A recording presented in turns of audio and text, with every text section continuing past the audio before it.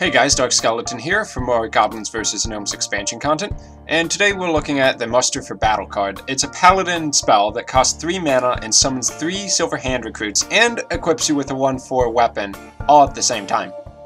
The strength of this card isn't so much the amount of pure raw power you get out of playing it, but the number of things you get for one 3 mana card. Now so far in the game, this is the first card that summons 3 permanent units to the board with one card. Force of Nature summons 3, but they die at the end of the turn.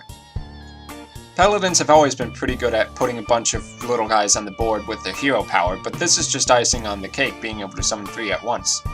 Now, although it's not viable at all right now in the current meta, I kinda wonder, will this create a token Paladin deck?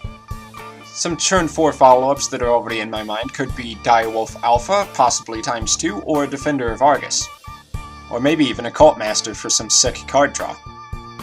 The free 1/4 weapon might also help you fight for board control if your opponent has any low health minions on the board.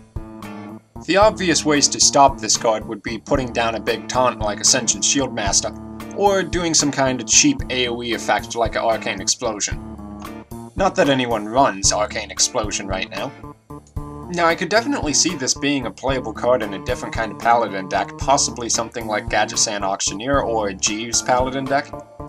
But in order for this to really be viable, there's gotta be some significant reason you want to have a bunch of weaklings out on the board.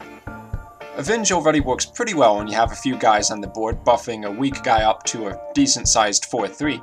But I would need to see something along the lines of Savage Roar, where if you have an overwhelming board presence, you can just berserk your opponent down.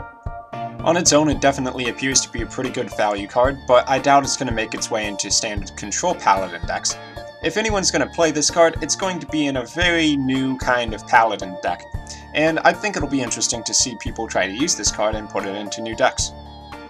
It's quite possible that it even belongs in the Jeeves Paladin deck I was trying to make, which is a much more early and mid-game focused Paladin deck than the standard control Paladin.